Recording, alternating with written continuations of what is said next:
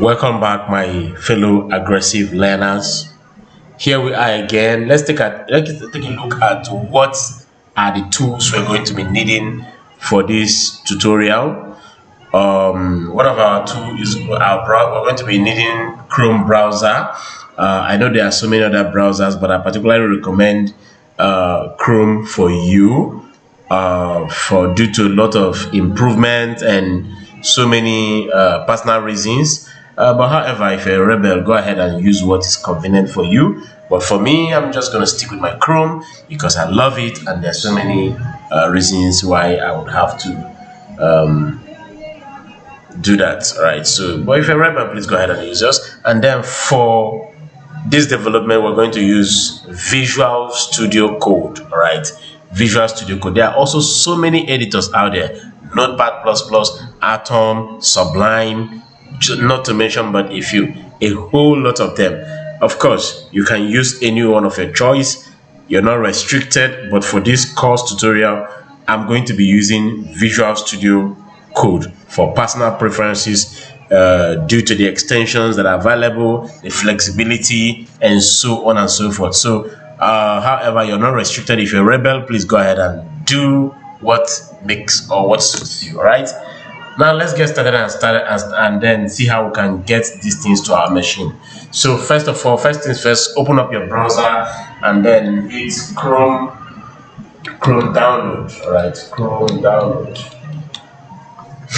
Once you do that, of course you will see Google. Chrome belongs to Google. You should all know that by now. Some of you already have Chrome on your system by default, so you don't have to bother following through this process. All you need to do is just to hit this button, download it, and then follow the instructions, and then boom, you have Chrome on your laptop. For me, I already have it. That is what I'm using to show you what I'm showing you. Then the next thing you would want to do is to hit type of Visual Studio Code, not Visual Studio, Visual Studio Code download.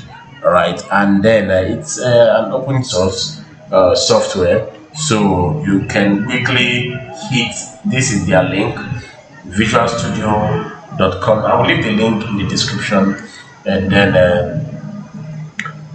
if you're using Mac, you go ahead and download for Mac. You're using Debian or Ubuntu operating system, go ahead and do that. I know a couple of you are also using Windows. Please go ahead and hit on Windows, and then once you download it, boom, you are open. Please don't mind this plenty code. I'm just going to open a new window and then close this, right? Yep. So this is Visual Studio opening. Now, one of the beauty of Visual Studio is that it presents us with the opportunity to add a whole lot of plugins. All right. So this is me. I could add a whole lot of plugins, and one of the plugin extensions, call it extensions, not plugin precisely. Forgive my error. Now you can download a whole lot of extension that can support your development. So in the next class, we're just gonna show. Okay, let's do it at the same time. It's okay. In the next class, we're gonna show up how to install some of this plugin and how they can act. All right, how they could be of help to you. All right, so that's it for this class. Thank you very much. See you in the next class.